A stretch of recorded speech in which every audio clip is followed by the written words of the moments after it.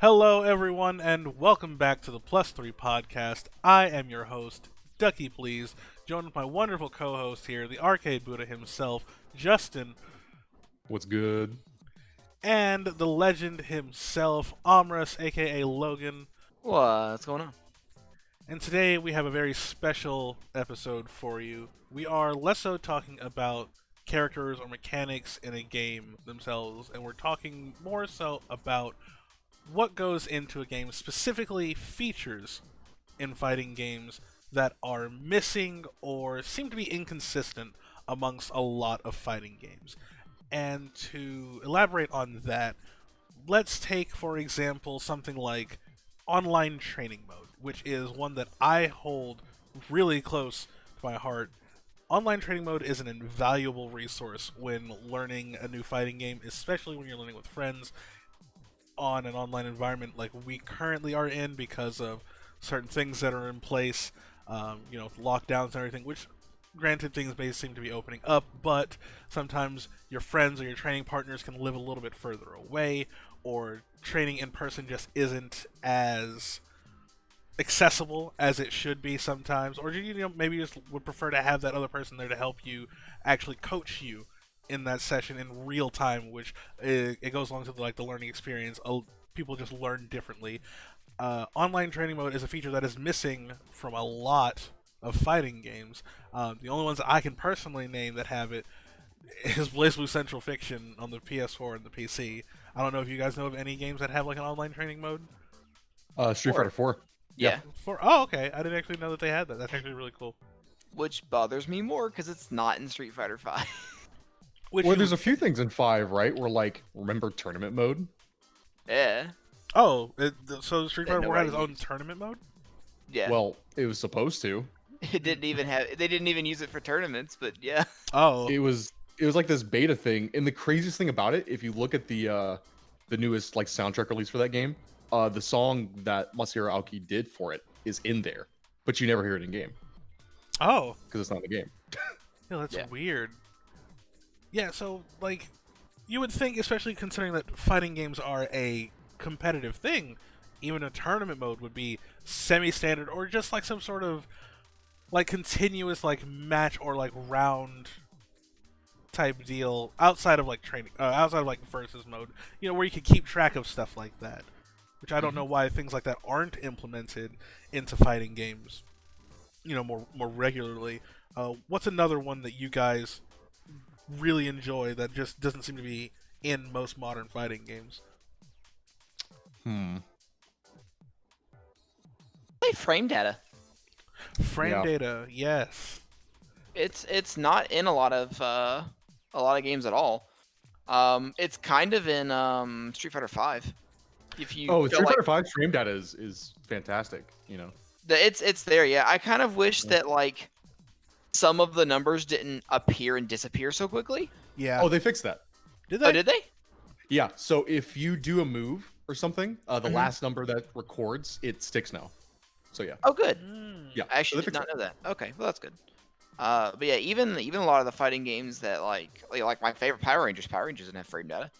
Like it's just got a Does training. Guilty Gear have it? Guilty Gear?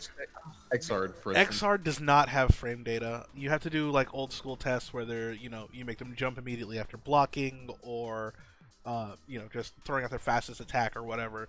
So Yeah. you have to do really old methods. BlazBlue Central Fiction does not have frame data either.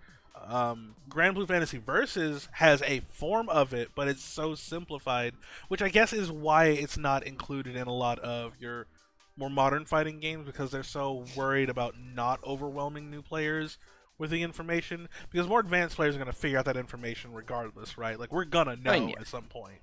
But it would be nicer, and it would make our job easier to just have that information readily available instead of having to dig for it or wait months for it, or just like having to catalog it ourselves, because at some point people stop categorizing the frame data or logging it together, and then you have these empty Mizumis and wikis and dust loops and things like that where stuff is just missing or incorrect, which I will say the community has been on several wikis have been striving to really fill in those gaps and those holes, but it's it's a lot to ask to just average people that don't really have all the time. When I mean, I don't know, I've never developed a game, but I feel like game devs just kind of have the information right there, which rightfully they should, right? Like they're making it, so you think. Well, I mean, the craziest thing is that the data is there. All they're doing is displaying it in numerical form. Yeah. Like it's a game. Like I know it's hard for us to like forget, or it's easy for us to forget that it's software, right? But True. that data and everything is there. They just have to make an algorithm or a little software within the software to make it applicable for us to see it that way. Yeah. Yeah. The craziest thing about all this is that people are saying, well, fighting games are like, they're just not getting a hold of everything and whatever, for people who defend this kind of bullshit. But a Virtua Fighter 4, have you guys ever played that? I have not. Yeah, what's the one that I played on emulator recently? Was that 4? I think it was 4. That was 5. You played 5. 5, okay. I have not played Now 4. 5 is also really good about it, but I'm mentioning 4 because that was released in like the very early PlayStation 2 era, I believe. It was like right after Dreamcast. So that game has one of the most in-depth, not only like tutorials and frame data and everything. It goes into like punishment guides, like in Tekken and stuff like that. Like it teaches you all these different situations and everything. And I'm not entirely, what's in there, but for that day and age, like back in 2002, 1, Yeah, real early. it had all that shit. Mm. Like, why are we backtracking? I actually didn't know any of that. And see, having that information it helps streamline so much. You can more accurately develop a plan or learn a character when you have their frame data available. So if you know what's plus on block, or if you know what's minus on block, or if you know what's 0 or even on block, or if you have any sort of slight advantage, it helps out a ton. But I don't get why like hoarding it behind some sort of magical wall, and I mean, I'm tangenting here a little bit, but Tekken 7, they didn't let us know any of the information for the longest time, and then there was the whole kerfuffle about the frame data or the training tool for frame data, finally being released, but it costing $1 As paid DLC. DLC, yeah, which when not even maybe a year before, Street Fighter just added it. Yeah. Yeah. and then what happened in response to that? The community, of course, the community gave them flack for it, but then even their competitors, or even if I could even call it a competitor, started kind of poking fun at it. And what I mean in particular is Dead or Alive 6, which is a shell of a fighting game, if I'm being completely honest. That game is missing just so many features at base, even regardless if it is free or not.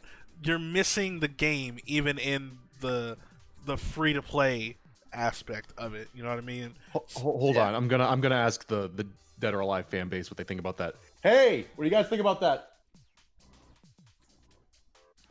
No one. Silence. Silence. God, I still can't believe the Dead or Alive tried to come for somebody like that, knowing damn well they have nobody playing their game. I mean, man. games with bad netcode die quickly, and that game didn't even make it to the online. It was dead before it came out. It was literally dead on arrival. I cannot believe. But speaking of which, netcode has been a hot topic in the FGC for a long time now. It's been such a hot topic that netcode has worked its way into games that don't even require netcode, and people are complaining about it. So it's really nice to see that the revolution is starting. Yeah, I have opinions about that, but I'll segue into that. Let's go. Okay, I can't wait for you to start a fire this time. But we do understand that, especially in our online day and age, and especially with what happened in the last year, that playable online is something that it's really important to the fighting game community, especially as we move to a more digital age. People either can't or don't want to go out as much, and the online experience can be absolutely abysmal when fighting players that are laggy, or if the connection is just rough, or if said netcode is terrible. As we have learned recently, We love Arcana Heart. The netcode for it is absolutely garbage, and Logan and I, living in the same house, do not have the freedom to just play from our own rooms. It is that bad. Yeah. Which is mind-boggling to me. The craziest thing is that they updated that game. They did. New characters. Was it new characters? New two new Arcana? characters, a new Arcana. There is another new Arcana coming down the road, and I think there's going to be another character or a boss character coming soon. And higher resolution as well. It's no longer boxed in with borders. Yeah. Yet they didn't even in this day and age. I think this is the thing they teased, right? Because Arxis was saying like, "Hey, we're thinking about going back to one of our old IPs and like bringing it back in some way." Yes, and that's why the hashtag BBCF rollback has been trending so much, and BB tag rollback and all these other games. The one I see the most is BBCF rollback, which, my God, if BBCF got rollback, I'd cry. But yeah, that's what they have said. They've said that in the past. And it's so sad, right? I think I'm not entirely sure. I think there's something projected for maybe next year, but they're looking at it. In addition to that, Under Night In-Birth and their team is looking to adding rollback to their games, but they did just get into arcades. Yeah, Melty Blood Type Lumina is coming out, and they're going to have rollback for it. KOF is having rollback, their own version of rollback. Of course, we have to talk about Guilty Gear Accent Core Plus R. They had the rollback added, and it's been some of the best rollback that they've had since then. Just everything is getting rollback. Everything either is planned to have rollback or some version of it. Tekken 7 is 3, but it's there. So, like, it makes you wonder why, like, if you're still willing to update these older games, why should one of your updates not be rollback? Exactly. Like, why would you try to bring back Arcana if nobody can play it online? Yeah, which, again, when I was telling you guys about Arcana Heart, the extend version of it coming out, that was teased like 2 or 3 years ago. I completely forgot about it.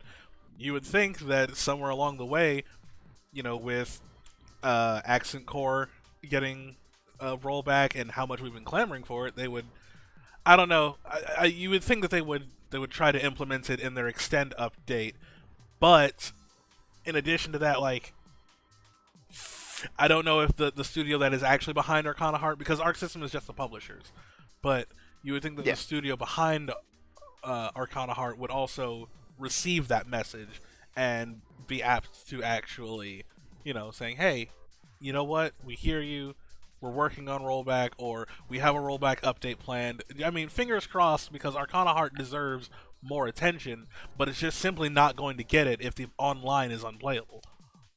Look, every game deserves rollback. It's so crazy. We have to fight for. Not only are we fighting in game, we're fighting outside the game to get features that are standard in every known game currently. Yeah, absolutely. And it feels bad as a fighting game fan, because this is simultaneously one of the best times and the worst times to enjoy fighting games, because we have such a great future ahead of us with all these features that we're supposed to already have. But the fact that we don't have them now is also soul-crushing. Yeah. And, like, you take a game like Smash Brothers. Like, Nintendo's never been good about online anyway. But, like, this is the best-selling fighting game there is. And while, yeah, you can find matches online, like, because, of how big the game is. Like, if you try to, like, jump into an arena, there is nowhere near as many arenas as there should be for a game as big as Smash Brothers. Nowhere close. And it's because it's unplayable online. Mm-hmm. It's so disgustingly unplayable online. It absolutely is. Like, again, this is another one of those games where you and I are in the same house, on the same internet connection, wired, cannot for the life of us play. And it baffles me. Situations like that occurring often enough can be a reason why somebody quits the game. Yeah, absolutely. It could be a reason why a game's dead. It's frustrating, like, for people that may not be, just starting fighting games or whatever, and like people don't know how to, like, they're angry online, but you don't know why. It's because you work your ass off on these combos, setups, mix-ups, like everything, your Okazeme, till this day in Street Fighter. I've been playing that game for 1,800 hours. Why can't I get my meaties right online? Yeah, Because it's impossible. yeah, that's very valid and fair. I've had the same thing with games like Under Night In-Birth, where I'll be playing either Hilda or any character that has some sort of like setup or vortex. I'll fuck it up somehow, and either I'll be a frame too early or a frame too late, and either miss a teleport or I'll miss a condensed gloom. It's infuriating, and it is honestly demoralizing to play in those situations. Even things like BB Tag, where you have such a high damage and explosive game, where you die in a combo or one mix-up, fucking that up or getting that messed up for you because of the online environment changes the entire way that you play a game. Oh yeah, definitely. Because then you can't resort to, I don't want to say you can't resort to like your smarter stuff or your more tricky stuff. You just have to be like, well, this person can't react to overheads online, so boop, like. Yeah. And the thing is, you will be that person. I mean, something for me to get to Diamond in Street Fighter, which isn't that big of a deal, but like, even to get to that point, I had to come to this realization that there's playing offline, there's playing offline, and playing with friends that also think they're playing in an offline kind of setting. It'll work. Yeah. Like there's this mutual respect and understanding that like, okay, we're playing fundamentals. Okay, this hits whatever. And I think between all of us, we play that pretty well. However, something that blew my mind, I was watching, because I made Zeku, was that I was playing against this Zeku in a mirror match. He runs up to me as old Zeku, dashes up in neutral, and then does standing medium kick, which is a 7-frame button, and it counter hits me. And that blew my mind. And it made me angry, but I was like, damn, I saw that and I reacted to it.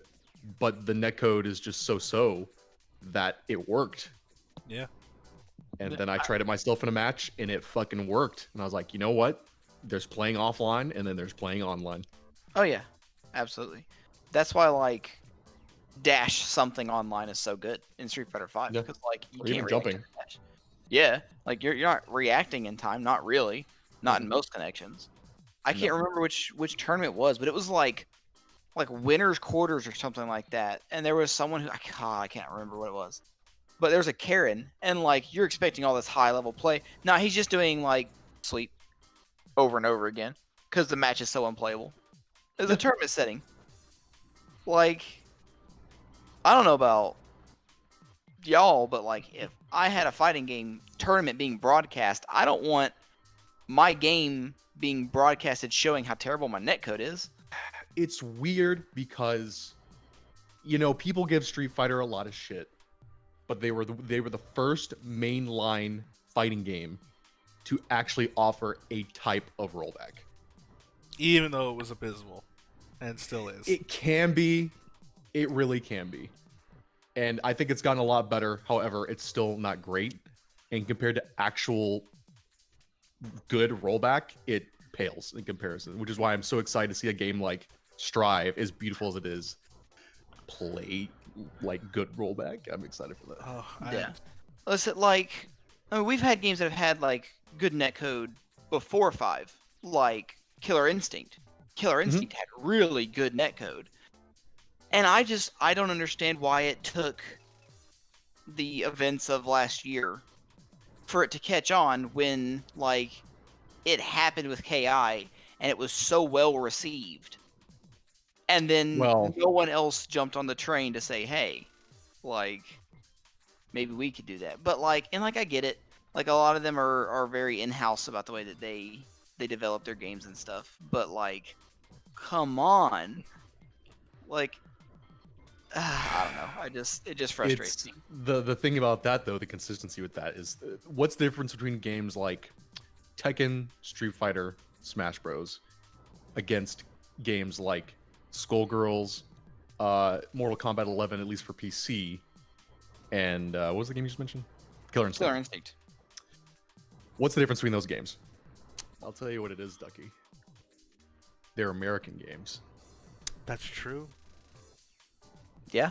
That is very true. It's not just a simple matter of, hey, why don't we add this? You have to convince these old heads.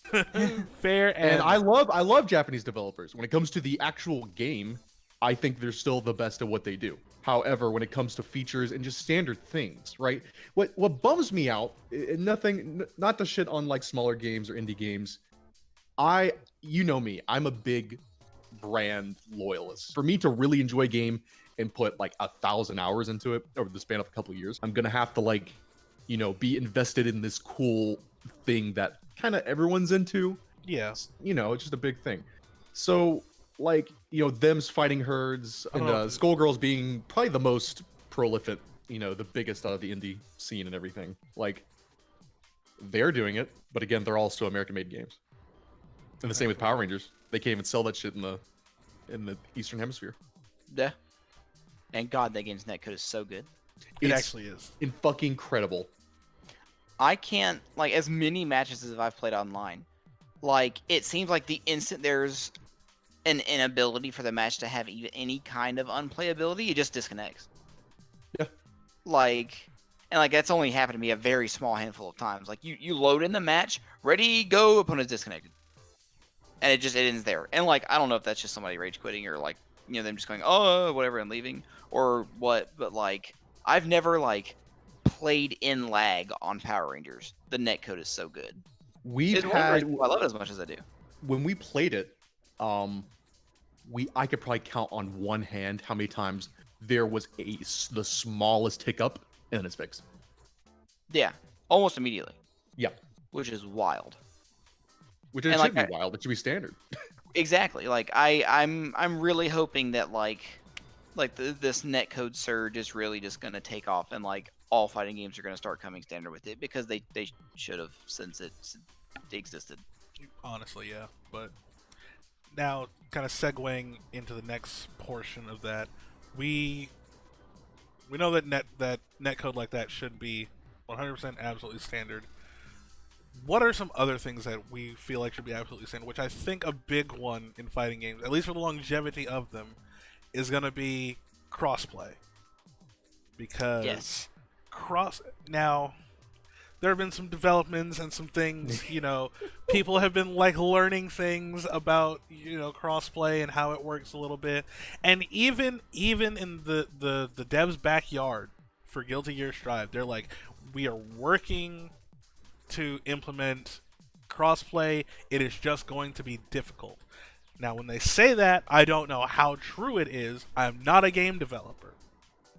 I have seen some things on the internet that cannot be confirmed nor denied, that there might be certain companies that are hindering the progress towards crossplay for fighting games. Because let's face it, fighting games don't make that much money.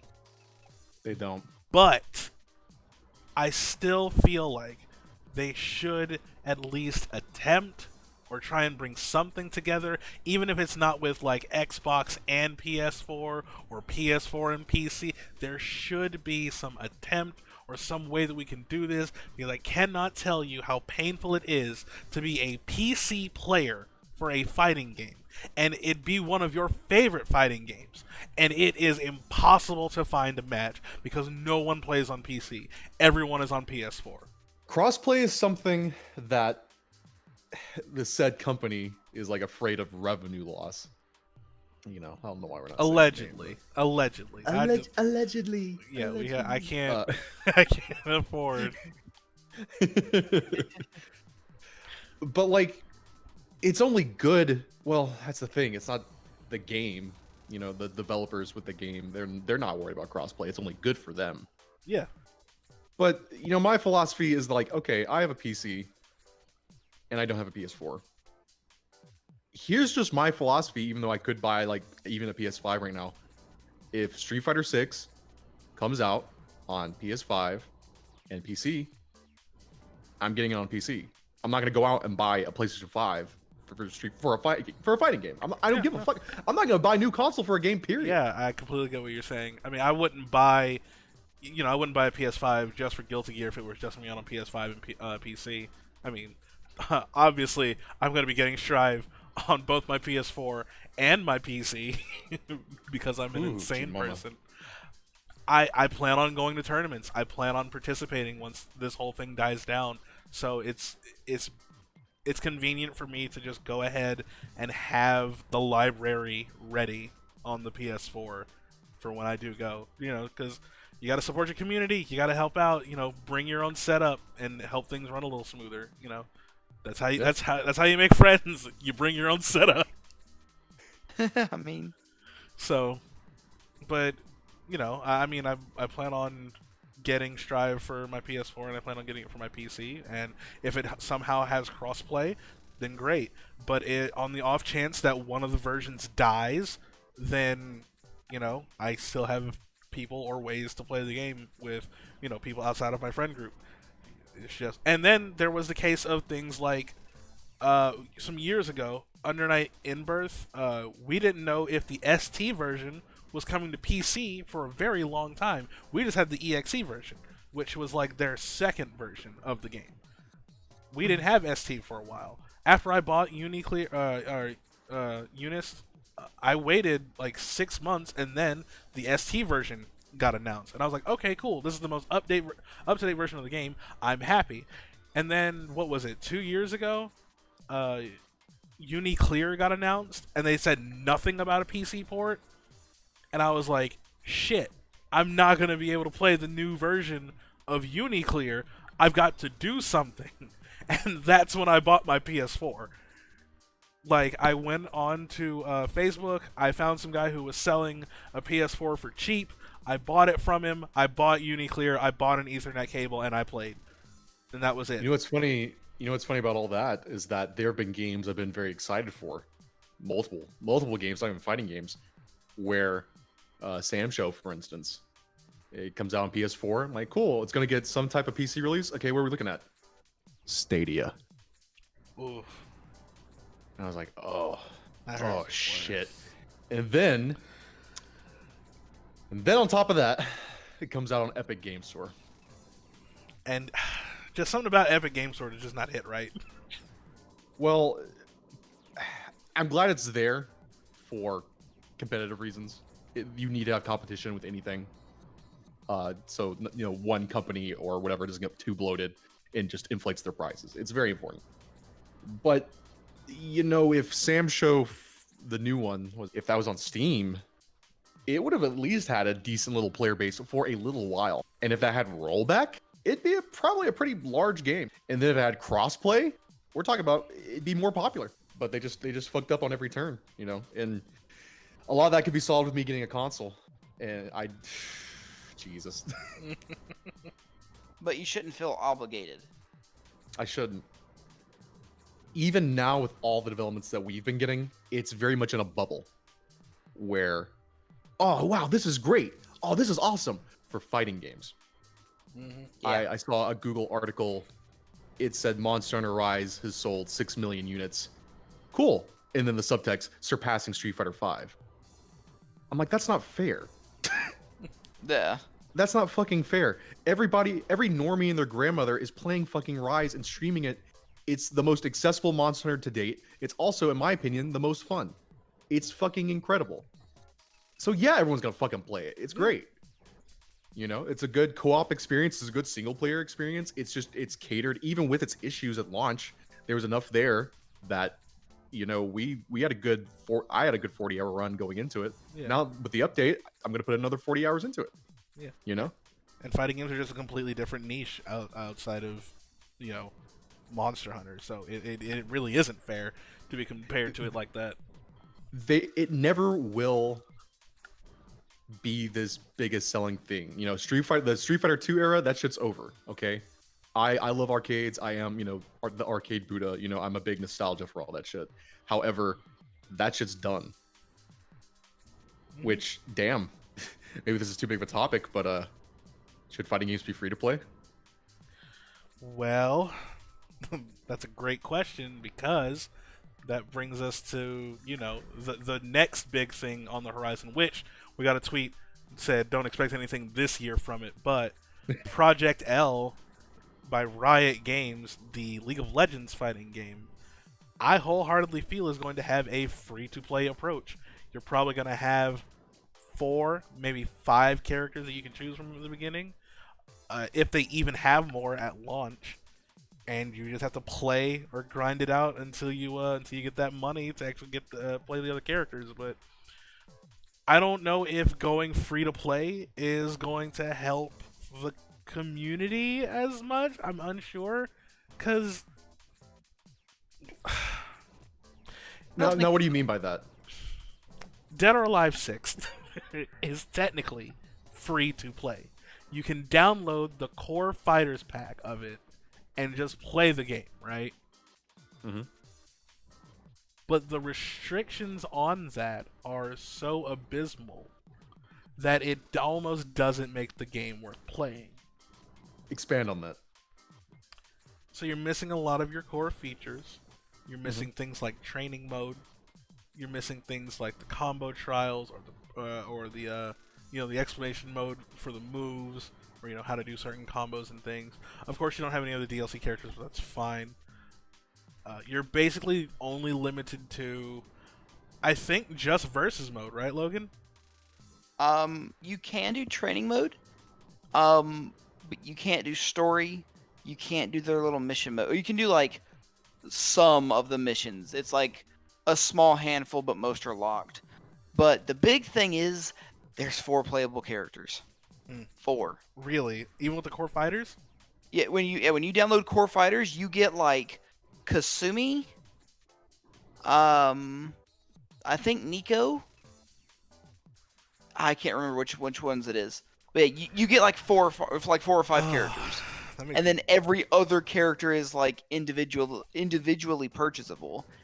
And in that regard, if you wanted to actually play the game seriously, like let's say the game wasn't dead, it would benefit you to just buy the full game and have all the characters. Yeah, because it would cost less money. Yeah, and then you get all the other stuff with it, and then it's finally like. But that acts more as like a trial.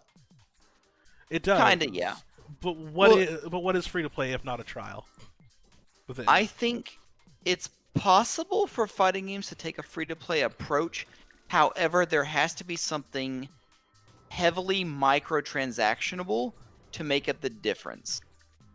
Because they're gonna have to make their money, and because if they do take a free to play approach, that means they're probably not willing to put as much time into it, which could probably mean the cut of a lot of features that we would really like to have.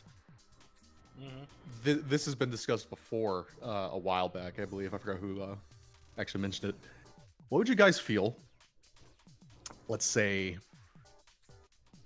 I'm trying to think. Let's say Street Fighter V, to keep it simple. You have your 16 characters at launch. Pretty much vanilla Street Fighter V with all of its content the way it is. Let's say that was free to play. Not talking about the gameplay, just the content. Yeah.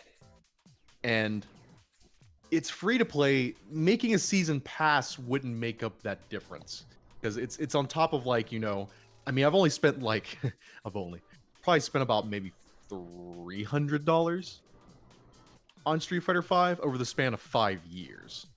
Yeah.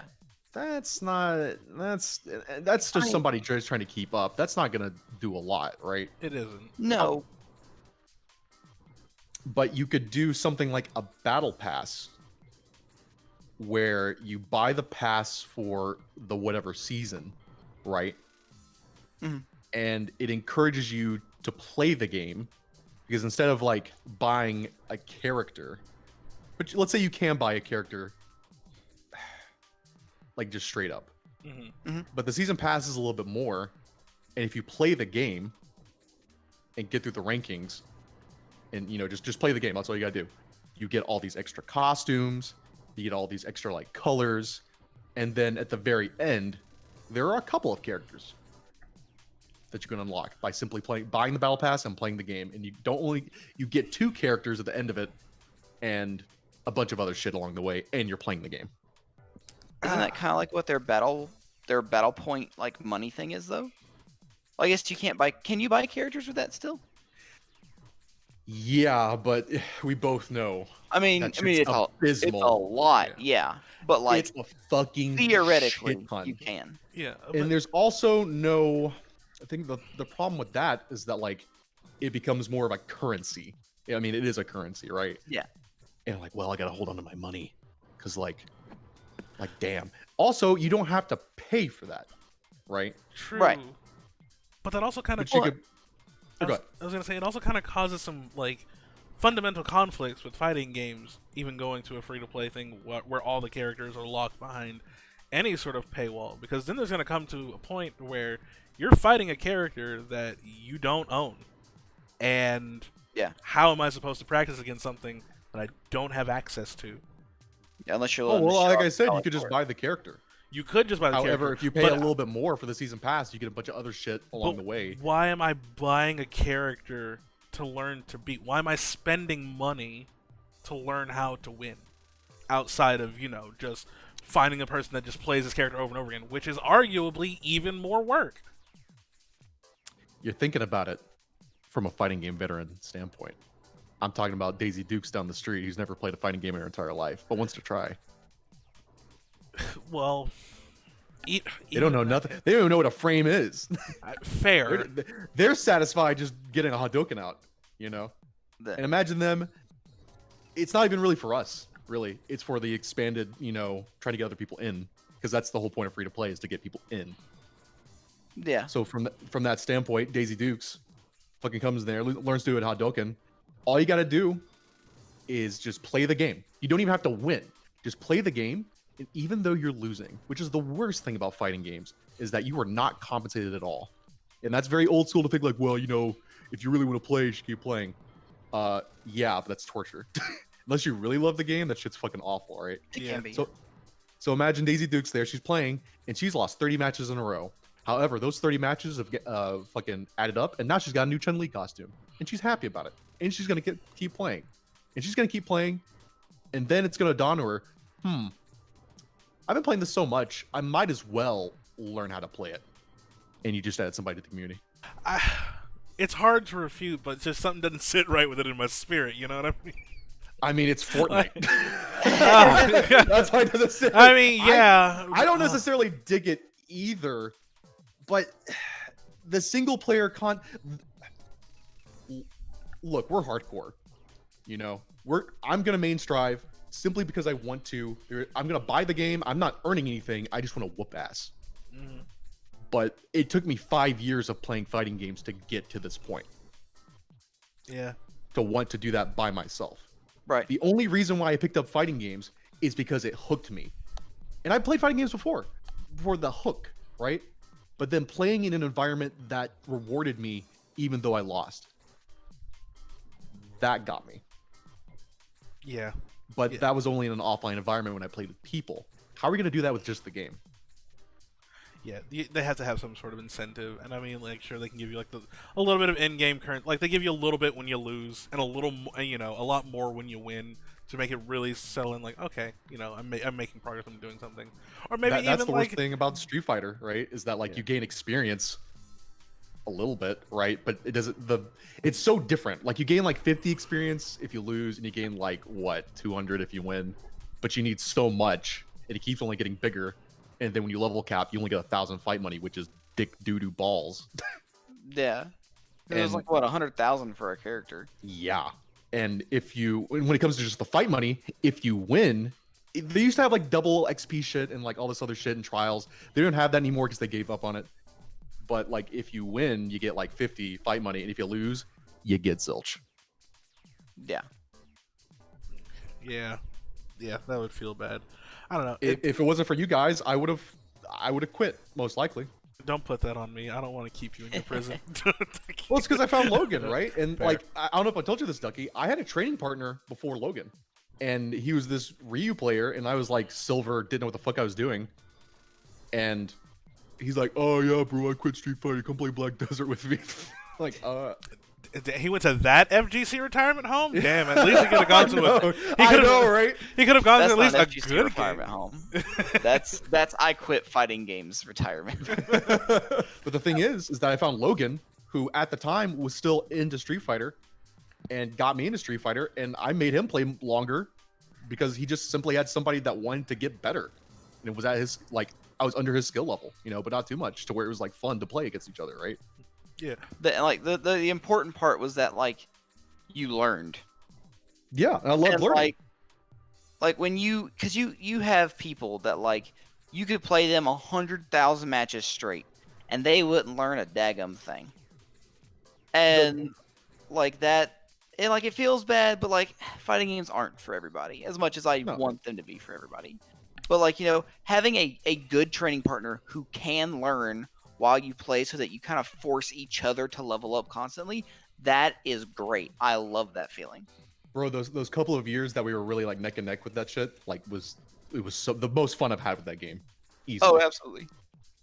Like And the even thing- with like Go ahead. even when we first started like certain games together, like Yeah. when we both started Power Rangers, like every match ended in timeout because we didn't even understand like basic combo structure. To like it's like okay, vibe for like an hour, figure some stuff out, and come back. And then we both come back, and we had both leveled up so much in that little time, and it was just like, whoa, It's insane. It's amazing. insane because it doesn't feel like learning. We're just doing it. We're having fun just participating in this thing. Yeah, and the learning Right. comes naturally. And the funny thing about it, all this being said, that was the difference to when I went back to that training partner. I was playing Ed still. He played Ryu, and I used to think he was so good. And like I would do a block string and try to do a button, he Shoryuken. I'm like, what have I learned with Logan for the past couple of months that has taught me this? Okay, hit him once with a jab, Shoryuken, kill him. Yeah, he does. And then when I beat him, he said, "Oh, bro, oh that lag was awful. Whatever." I'm like, felt fine to me." It's like, "Yeah, bro, I'm just done with this game. Whatever." And he rage quit on me forever. It'd be like I haven't that. spoken to him since. Oof. Oh, daggum. Well, I've been in that situation. Yeah. I don't know.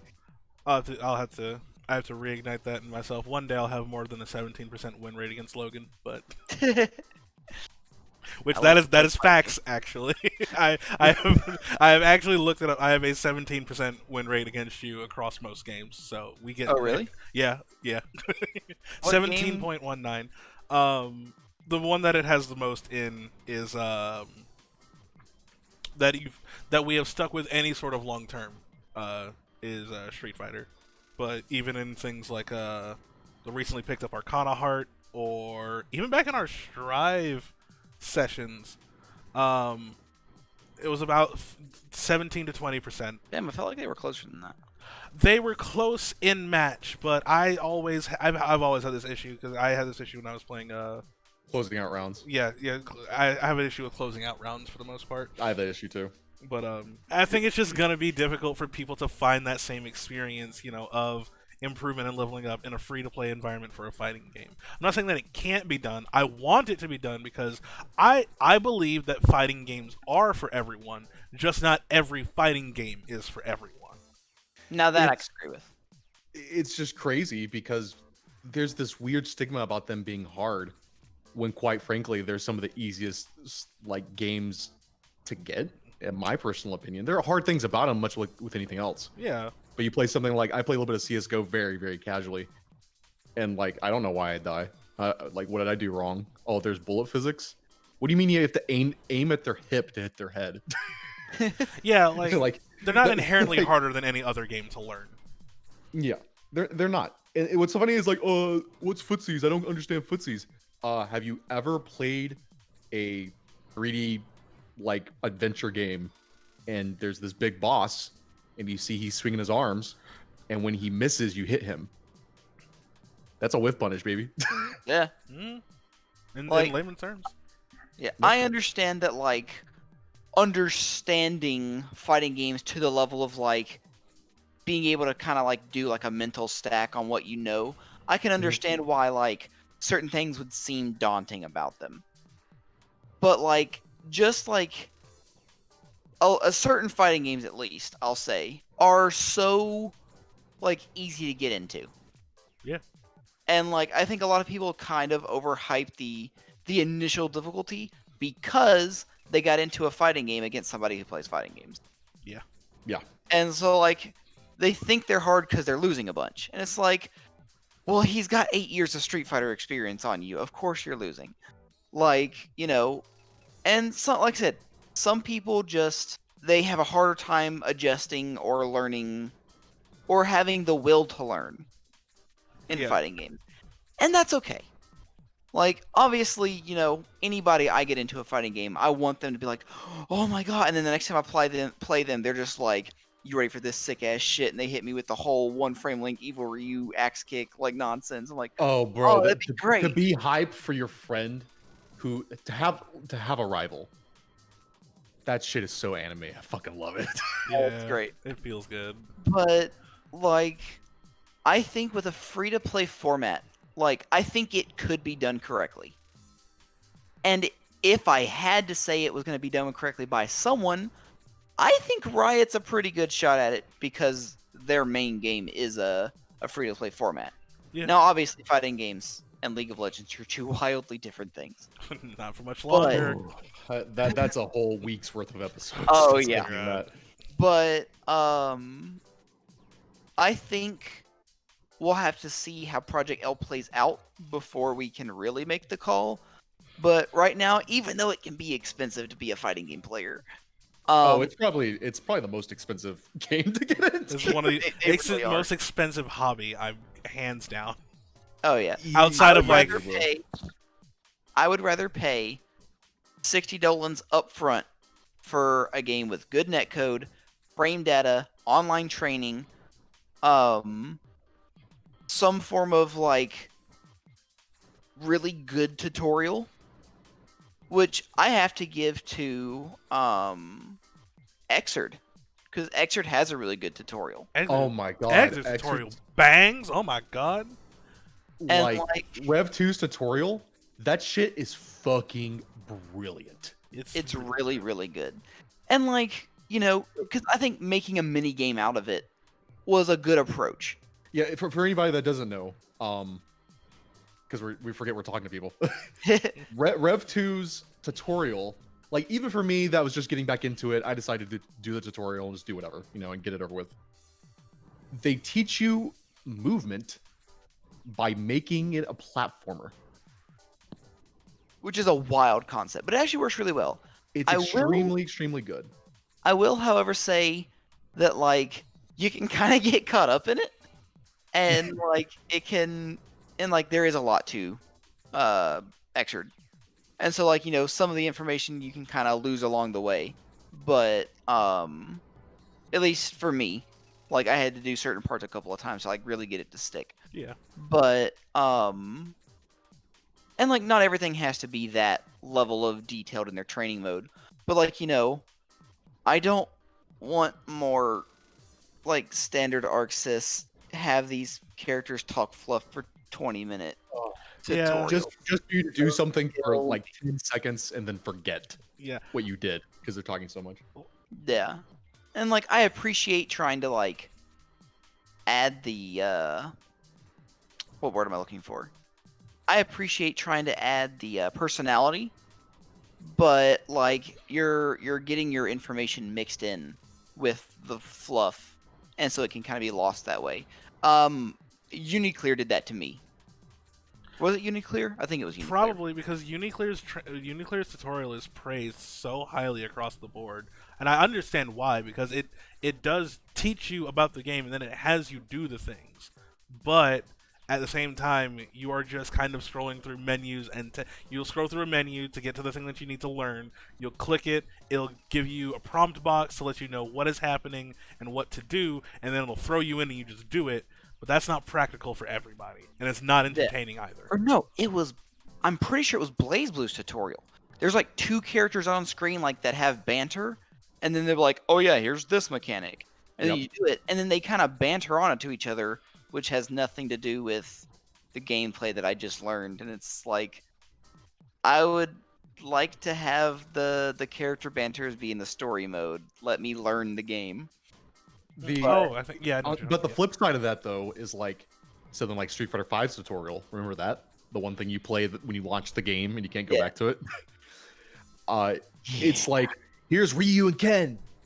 Do a Hadouken. Cool. Do a Shoryuken. Cool. That's effectively useless because you don't know why you're doing it. Yeah. Like, what if Ken was talking to Ryu and said like, okay, all right, keep me away from you using your Hadouken. That's what you use it for? Okay, Hadouken, are you wait for me? Okay, now I'm gonna jump over that. It's like he's thinking. If he puts some personality into it, he's like, "Who? I can't get over you." Okay, now I'm gonna try something different. So when you do it again, you throw it, he jumps over it, and then it's like the Ryu thinks, "Oh, what do I have in my arsenal?" And then you see him do the Shoryuken. You're like, "Oh, okay, that's it." And so you throw a fireball, and then you do a Shoryuken and punch him in the tutorial. There you fucking go. You got a game plan, my man. At the very least, yeah, like that would be a lot better than what they just kind of threw at you. Yeah, I would like to see, like, I know it's hard to do tutorials properly, but if nothing else, rather than, in my personal opinion, and this might just be me, I would rather have a small text box on, like, certain moves that say, hey, this move has this about it that is probably useful.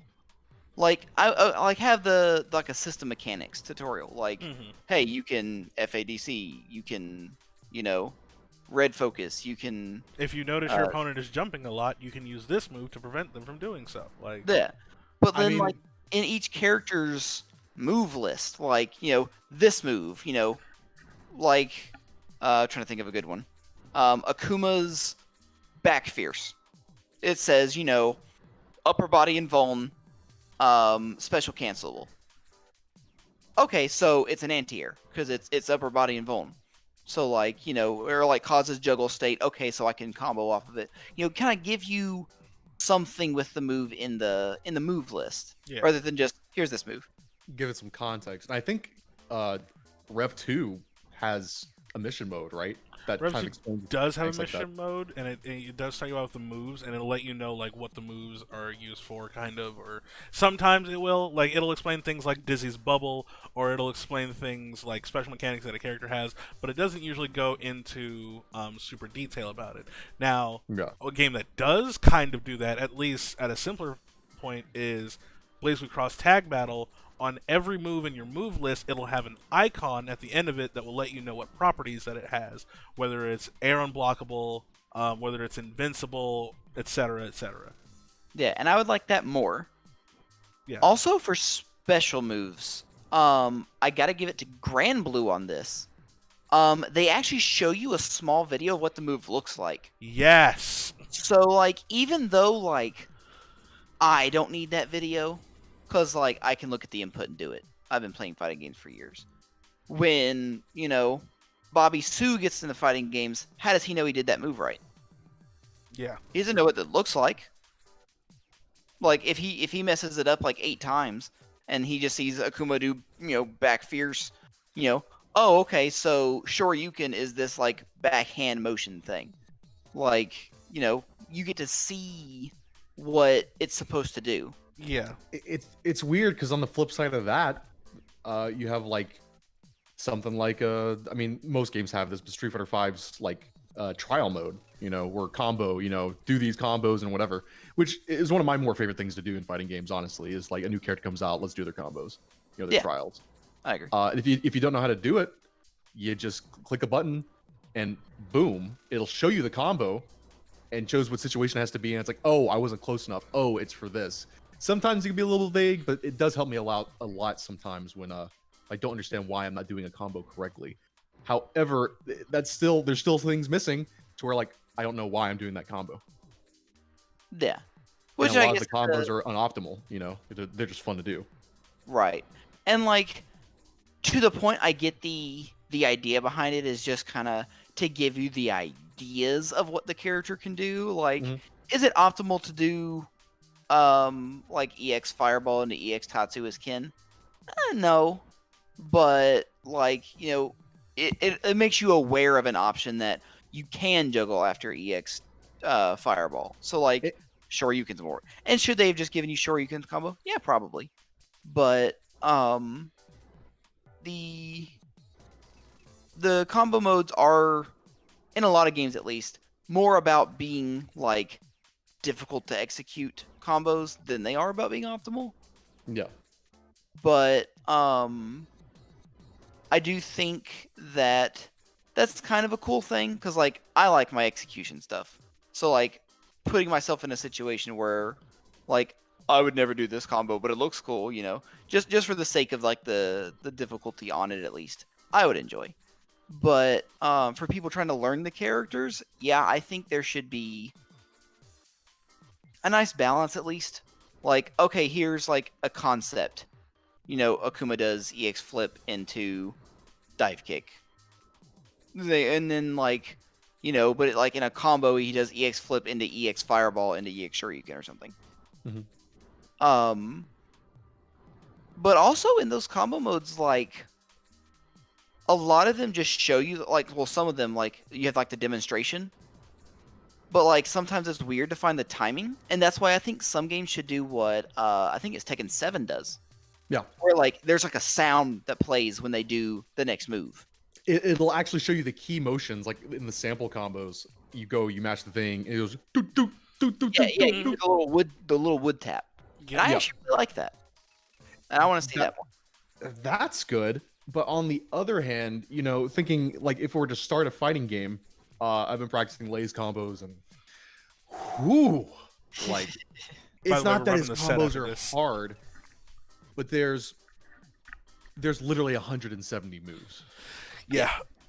And some of those are more or less useless, you know. And the thing is though, like I have to play, and because I'm a fighting game player, I can like, okay, I recognize this, I recognize that. I'm doing a combo, I'm like, okay, Lay's back turn. What do you do from that in this combo, from the sample combos, right? I see that when Lay can like extend his combo, which will put him in back turn, and then for back turn, you can extend it by doing this specific input in that stance, and then get something off of it. And now I'm starting to understand, like, I can understand like how it's starting to like work and like why you would do it. Yeah. However, I only understand that because again, I've been playing fighting games for 5 years. I know what to look for, and even then, it took a bit. I think that's about all the time that we have for today.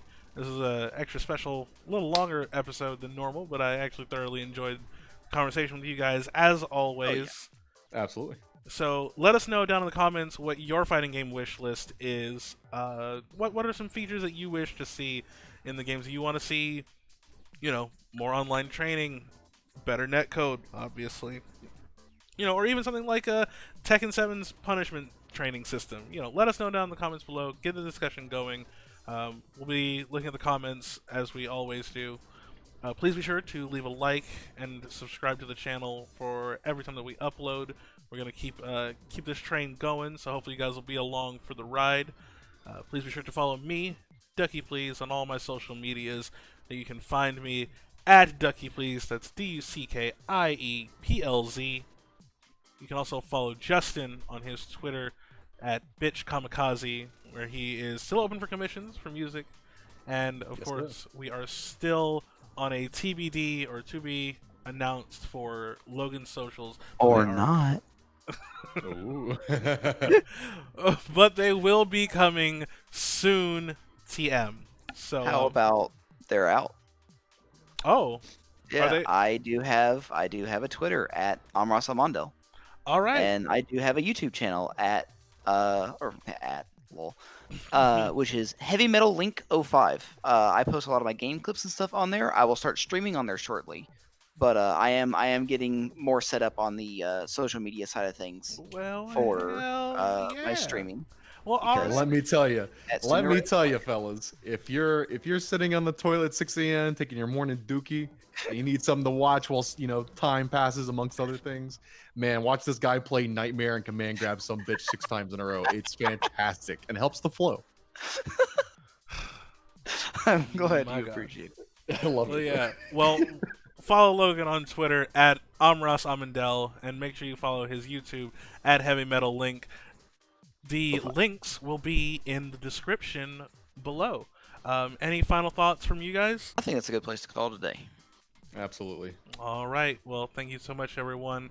Greatly appreciate you being here. Please be excellent to each other and have an awesome day.